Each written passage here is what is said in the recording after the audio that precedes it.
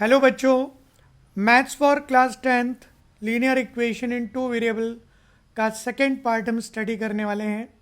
पहले पार्ट में हमने इक्वेशन सॉल्व करना सीखा by substitution method, by elimination method. अभी इस पार्ट में हम वर्ड प्रॉब्लम्स करेंगे, जो प्रैक्टिकल एप्लीकेशन है इन इक्वेशंस का, वो सीखेंगे। तो स्टार्ट करते हैं। लास्ट लेक्चर में हमने सीखा था कि पेयर ऑफ लाइंस या साइमल्टेनियस इक्वेशंस के जो भी सॉल्यूशन है वो तीन टाइप के होते हैं। एक होता है यूनिक सॉल्यूशन। यूनिक सॉल्यूशन कब आता है? जब लाइंस इंटरसेक्टिंग होती हैं। इंटरसेक्टिंग कब होती हैं? जब x के कोफिशिएंट का ratio, that is a1/a2, y के कोफिशिएंट्स का रेशो, ये इक्वल नहीं होते। ठीक है, a1/a2 not equal to b1/b2, तो ये इंटरसेक्टिंग लाइंस। फिर सेकेंड केस आता है कि तीनों इक्वल हो जाएं, a1/a2, b1/b2, c1/c2 इक्वल हो जाएं, तो ये केस आता है इनफाइनाइटली मैनी सॉल्यूशंस, और लाइंस होती हैं कोइंसिडेंट लाइन, एक के ऊपर एक, बहुत सारे पॉइंट्स ही कॉमन होते हैं। यहाँ पर एक ही पॉइंट कॉमन होता है, तो यूनिक सॉल्यूशन। और थर्ड केस आता है कि a1/a2, b1/b2 इक्वल है, लेकिन c1/c2 बराबर नहीं है, तो वो नो सॉल्यूशन होता है और वो पैरेलल लाइंस होती हैं, क्योंकि पैरेलल लाइन में कोई एक भी पॉइंट कॉमन नहीं है। तो ये तीनों कंडीशन आपने पहले हमने सिखाई हैं। तो ये इक्वेशंस देखते से ही आप बता सकते हैं कि क्या होने वाला है, क्या कंडीशन है। तो ये जो एक्सरसाइज है उसका पहला क्वेश्चन है कि पेयर ऑफ लीनियर इक्वेशंस बनानी है और उनको सॉल्व करना है। अब भले ही इन्होंने ग्राफिकली बोला है, हम इसको अदर मेथड से भी सॉल्व कर सकते हैं। पहले इक्वेशन बनाना सीखें। उन्होंने कहा कि टोटल 10 स्टूडेंट्स हैं जिन्होंने मैथ्स क्विज में पार्ट लिया है। उनमें से कुछ गर्ल्स हैं और कुछ बॉयज़ हैं, और number of boys, number of girls पूछिए, मतलब इसी को एक्स और वाई मानना है। तो एक्स और वाई एज्यूम किसको करना है, ये पहले आप समझ लें, है ना। Let x be the number of boys, number of boys, last में जो पूछा जाता है मोस्टली उसी को एक्स और वाई मान लेते हैं। And y be the number of girls, number of girls. और अकॉर्डिंग टू क्वेश्चन अब आपको दिया है कि टोटल स्टूडेंट्स कितने हैं, बॉयज़ एंड गर्ल्स मिला के कितने हैं, 10। ये पहली इक्वेशन बनेगी। और फिर उन्होंने बोला है कि नंबर ऑफ गर्ल्स 4 ज़्यादा है, नंबर ऑफ गर्ल्स 4 ज़्यादा है, मतलब जो नंबर ऑफ गर्ल्स हैं वाई, वो बॉयज़ से 4 ज़्यादा है। तो ऐसा हम लिख सकते हैं। अब बहुत आसानी से हमें ये समझ में आ रहा है कि ये y की वैल्यू इक्वेशन 1 में रख दें, सब्स्टिट्यूशन मेथड लगा लें, तो क्या होगा, है ना। क्लियरली y की वैल्यू फर्स्ट इक्वेशन में सब्स्टिट्यूट की, वो आप लिख सकते हैं। तो x प्लस y की जगह हम रख दें x+4, और ये आ जाएगा 10, तो ये आ जाएगा 2x+4 इक्वल टू 10। अब क्लियरली यहाँ पर जो x की वैल्यू है वो 10 - 4 6 डिवाइडेड बाई 2 इक्वल टू 3 आ जाएगा। ठीक है, तो इसका मतलब बॉयज़ कितने हैं, 3, और टोटल कितना है, 7, तो गर्ल्स आ जाएंगी 7। तो x equal to 3, y equal to 7 is the solution, और वी कैन से आंसर। तो इजीली कर सकते हैं। ये टिप्स ये बताइए कि जो फाइंड करने को कहा जाता है, ज़्यादातर अधिकतर केसेस में वहीं से आपको पता लगेगा एक्स और वाई किसको एज्यूम करना है, और फिर अकॉर्डिंग टू क्वेश्चन इक्वेशंस कैसे बनाना है। तो अब हमने इसमें क्वेश्चन रीड किया और लास्ट में देखा कि cost of 1 pencil and cost of 1 pen ये निकालनी। तो अब एज्यूम किसको करेंगे, let cost of 1 pencil cost of one pencil be x and cost of one pen be y according to question. ठीक है, अब 5 पेंसिल मतलब 5 multiplied by x and 7 pens मतलब 7 मल्टीप्लाइड बाई वाई कितने के आए? 50 रुपीज़ के आए. फिर 7 पेंसिल एंड 5 पेन ये 46 रुपीज़ के आए. तो ये दो इक्वेशंस ऐसे बना सकते हैं. अब रही बात सॉल्व करने की, तो अब हम इनको कोफिशिएंट इक्वेट करके मतलब जो एलिमिनेशन मेथड होती है वो लगाएंगे. तो पहले x को एलिमिनेट करना है तो इसमें हम मल्टीप्लाई कर दें 7 का और इसमें मल्टीप्लाई कर दें 5 का. ठीक है, तो क्या आएगा? तो हमें क्या मिलेगा यहाँ से? 5 into 7 35x, 7 into 7 49y is equal to 7 into 5 350. Then 5 से मल्टीप्लाई किया तो ये तो सेम आएगा और ये 25y और ये 5 से करेंगे तो 230 आएगा. मतलब ये इक्वेशन नंबर 3 एंड 4 आ गए मल्टीप्लाई करने. अब आपने इक्वेशन 3 में से 4 को सब्ट्रैक्ट किया तो ये कैंसिल हो जाएगा. तो बचा क्या? 49 माइनस 25 24y. यहाँ क्या बचा? 120. अब clearly y is equal to आ गया 5 और यही y की वैल्यू जब आप इक्वेशन नंबर 1 में डाल देंगे तो यहाँ से सॉल्व करने पर x की वैल्यू आ जाएगी जो कि हम इजीली कर सकते हैं. तो आप सॉल्व कीजिए और x की वैल्यू निकाल लीजिए, फाइनल आंसर आपको मिल जाएगा. तो अगेन आपके पास एक क्वेश्चन आ गया और आपको नहीं पता इसमें क्या मेथड लगानी है. ठीक है, तो आपको सिंपली क्या है ना, मतलब पढ़ना है, क्वेश्चन को ध्यान से समझना है. Dimensions of garden, rectangular garden है तो उसमें लेंथ भी होगी और ब्रेथ भी होगी. मतलब डायमेंशंस का लेंथ और ब्रेथ आपको निकालनी है ना. तो यहाँ एजम्पशन होंगे लेट जो लेंथ है, लेंथ ऑफ गार्डन भी x and breadth of garden be y according to question. अब उन्होंने बोला half the perimeter of rectangular garden. तो हाफ, जैसे ये रेक्टेंगुलर गार्डन है उसका x plus x y plus y होता है, इसका हाफ कर दें तो x प्लस वाई. तो half of the perimeter x plus y हुआ और वो कितना है यहाँ पर, है ना, वो दिया है 36 और उसमें जो लेंथ है वो 4 मीटर ज़्यादा है. Length is 4 metre more than width. ये ऐसा इक्वेशन यहाँ पर आया. अब इसको बहुत इजीली आप सॉल्व कर सकते हैं.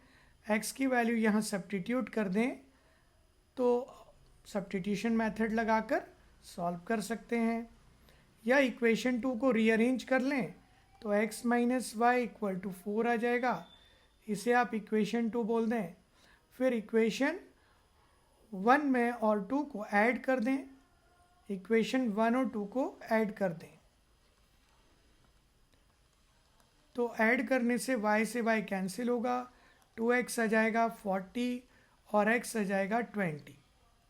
इस तरह से अब क्या होगा कि x की वैल्यू 20 यदि हम इक्वेशन 1 में रख दें तो फिर 20 प्लस वाई इक्वल टू 36 आ जाएगा, y इक्वल टू 16 आ जाएगा.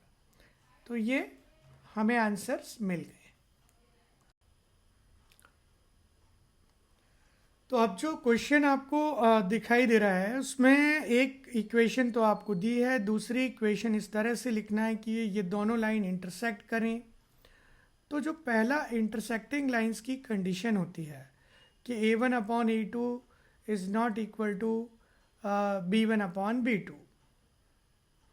तो ऑब्वियस सी बात है, अब यहाँ पर हम सपोज हमने लिख दिया 3x plus 4y minus 1 equal to 0। अब यहाँ से क्या होगा, आप देख रहे हैं कि यहाँ 2/3 plus is not equal to 3/4, तो ये इंटरसेक्टिंग लाइंस की कंडीशन बन गई। फिर आपको पैरेलल लाइंस बनानी है, मतलब a1/a2 और ये बराबर होनी चाहिए। तो यू कैन राइट, आगे वाला पार्ट सेम रहेगा लेकिन ये वाला पार्ट कुछ अलग हो जाएगा। तो ये आपका कंडीशन आ गई a1/a2 b1/b2 not equal to c1/c2, है ना। इक्वेशन नंबर 1 तो यही गिवन है और इक्वेशन नंबर 2 आप लिख रहे हैं। फिर थर्ड में कोइंसिडेंट लाइन, मतलब सब कुछ सेम होगा, तो आप लिख सकते हैं पूरी इक्वेशन को आप 2 से मल्टीप्लाई भी कर सकते हैं। तो you can write 4x plus 6y minus 16 equal to 0। तो इसमें a1/a2 b1/b2 c1/c2 आ जाएगा, जो कि कॉन्सिडेंट लाइन की कंडीशन है। तो आपको कंडीशन याद है, बस उसके अकॉर्डिंग आप कुछ भी बहुत सारे एग्जांपल्स ऐसे लिख सकते हैं। तो ये आपके एनसीईआरटी के ही क्वेश्चंस हैं। इसमें 2 इक्वेशन दी हैं, सॉल्व करना है, उससे एक्स वाई मिलेंगे और उससे ये जो थर्ड इक्वेशन है इसमें रख देना है, तो उससे m की वैल्यू मिल जाएगी। तो अभी यहाँ पर हमने देखा कि ये 2x plus 3y equal to 11, 2x minus 4y equal to minus 24। By chance यदि किसी एक वेरिएबल के कोफिशिएंट ऑलरेडी इक्वल आ जाएं तो सिंपली आप उसे सब्ट्रैक्ट कर देंगे, तो वहाँ से आपको साइन चेंज करने हैं और उसे सब्ट्रैक्ट करने से ये कैंसिल हो जाएगा, ये 7y आ जाएगा, इनको ऐड करेंगे तो ये 35 आ जाएगा, y इज इक्वल टू 35/7 5 आ जाएगा। एक आंसर आ गया। अब इसे ही आप इक्वेशन 1 में रख दें, तो 2x plus 3 into 5 equal to 11। तो यहाँ से ये आ जाएगा 2x, ये 15 माइनस में चला जाएगा, तो यहाँ पर x की वैल्यू आ जाएगी -2। अल्टीमेटली जो यहाँ से m की वैल्यू निकालनी है उसमें ये दोनों वैल्यूज़ रख दें, तो y की वैल्यू 5 और x की वैल्यू -2 प्लस 3। तो जब आप इसे सॉल्व करेंगे तो -2m इज इक्वल टू 2 आ जाएगा और m इज इक्वल टू 1 आ जाएगा। तो ये m is equal to 1 -1 sorry, है ना, क्योंकि माइनस साइन दिख रहा है यहाँ पर, m की वैल्यू जो होगी वो -1 आ जाएगी। ठीक है, प्रोसेस समझ में आ गई है। अब आप लोग इजीली सॉल्व कर सकते हैं। मेरा पर्पस है आपको कंसेप्ट सिखाना और प्रैक्टिस आप अपने आप ही कर सकते हैं। तो अब आपको जो एप्लीकेशन पार्ट है उसी की ज़्यादा प्रैक्टिस करनी है। वैरायटी ऑफ क्वेश्चंस आप अलग अलग बहुत सारे देख सकते हैं। जैसे कि एक क्वेश्चन है, difference between 2 numbers is 26 and 1 number is 3 times the other, और दोनों नंबर फाइंड करने, मतलब एक नंबर को x मान लें, दूसरे नंबर को y। तो एजम्पशन क्लियर होना चाहिए। सबसे पहला स्टेप यही होता है, let the numbers be x and y। तो 2 नंबर ऐसे, तो अब अकॉर्डिंग टू क्वेश्चन दोनों नंबर का बीच का जो डिफरेंस है वो 26 है और एक नंबर दूसरे से 3 गुना बड़ा है। तो हम यहाँ मान लेते हैं कि लेट y यहाँ पर ग्रेटर है x से और y is equal to 3x and difference दोनों का बड़े में से छोटा माइनस कर दें तो 26 आ रहा है। अब ऑब्वियस सी बात है कि y की वैल्यू इसमें डाल दो, तो वो आ जाएगा 3x माइनस, है ना, ये वैल्यू आपने y की इसमें डाल दी, तो ये आ जाएगा 2x is equal to 26, x equal to 26 divided by 2, 13 answer आया। और ऑब्वियसली ये x की वैल्यू यहाँ रख दें तो y की वैल्यू आ जाएगी 3 टाइम्स ऑफ 13, दैट इज़ 39। तो ये आपको दोनों आंसर्स ईजिली मिल गए। हाँ, तो अब तो मज़ा आने लगेगा आपको, सॉल्व करने में बनने लगेंगे, क्योंकि हाँ मेथड सीख रहे हैं आप। अब इसमें भी इन्होंने बोला कि कोई दो एंगल हैं जो सप्लीमेंट्री एंगल्स हैं। सप्लीमेंट्री एंगल समझते हैं आप? हाँ, जिनका सम 180 डिग्री हो, और उनमें से एक बड़ा और एक छोटा है। बड़ा वाला 18 डिग्री ज़्यादा है, तो दोनों एंगल फाइंड करने। तो let two angles be, let the angles be x and y according to question।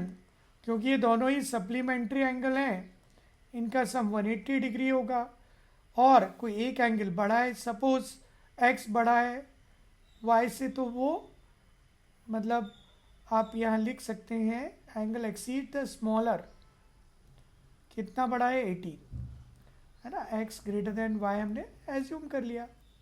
अब ये दो इक्वेशंस बन गई हैं, तो इनको ऐड कर लें, क्योंकि y से y कैंसिल हो जाएगा। एडिंग इक्वेशन 1 एंड 2, तो क्या हुआ? ये 2x और ये आ जाएगा 198। तो x की वैल्यू आ जाएगी 99। ऑब्वियसली तो y की वैल्यू कैसे आएगी? आप x की वैल्यू को इक्वेशन नंबर 1 में रख दें, तो y is equal to 180 minus 99, it will be 81। तो इस तरह से हम देख रहे हैं कि यहाँ से आपको दोनों आंसर मिल गए हैं। ठीक है, क्लियर है? तो हंसते खेलते सीखना है भाई, ऐसा नहीं कि, है ना, टेंशन नहीं लेना है। अब ये क्वेश्चन तो आपसे अपने आप से ही बन जाएगा, मगर फिर भी आप कोशिश करते हैं और नहीं बनता है तो फिर सॉल्यूशन आप देख सकते हैं, अदरवाइज़ को आगे आप बढ़ा सकते हैं।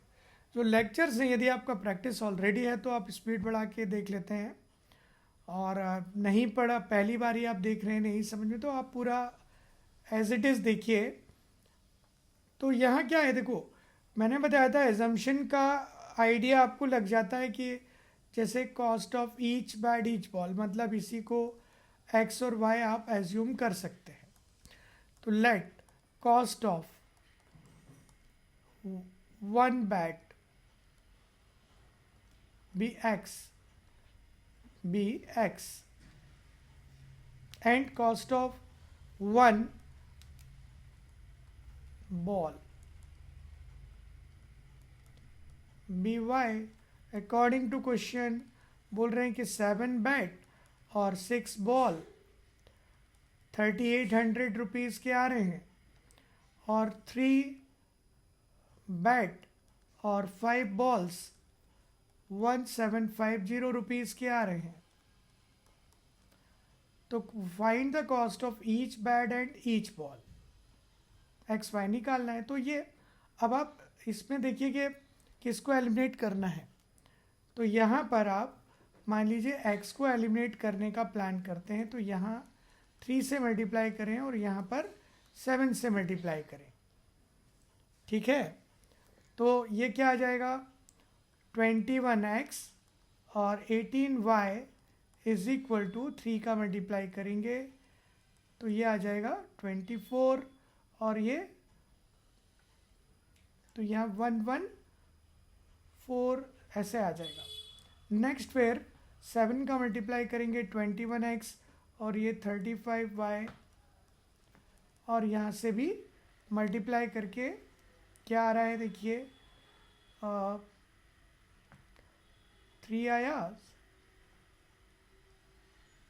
तो इसको देख, तो इक्वेशन नंबर 3 एंड 4 आ जाएगा, और इसको जब आप सब्ट्रैक्ट करेंगे तो यहाँ से आपको -17y, और यहाँ सब्ट्रैक्ट करने के बाद नेगेटिव में आएगा क्योंकि ये बड़ा है, और फिर यहाँ से y की वैल्यू आपको मिलेगी माइनस माइनस कैंसिल होके 1150 डिवाइडेड बाई 17। तो आगे आप इसको सॉल्व कर लेंगे। y की वैल्यू जो भी आएगी उसको इक्वेशन 1 में रख के x भी निकाल लेंगे। तो मेरा पर्पज़ सिर्फ आपको एक स्टार्टिंग बताना है कि कैसे करना है क्वेश्चन, आगे का कैलकुलेशन आप कर लेंगे। एनसीईआरटी के क्वेश्चन है, पूरा सॉल्व करके चेक कीजिए। ओके, तो linear equations in 2 variables I think आप सॉल्व करना सीख गए हैं। तो ये अपने आप को चेक करने का टाइम है। एनसीईआरटी की तीनों एक्सरसाइजेज अच्छे से कीजिए, और जो प्रॉब्लम आती हैं इक्वेशंस बनाने में तो आप कमेंट्स करके बताइए। लाइव क्लासेस में हम डिस्कस करेंगे, जल्दी ही हम लाइव क्लासेस भी स्टार्ट करेंगे। तो आज के लिए इतना ही। गुड बाय, स्वस्थ रहिए, सीखते रहिए।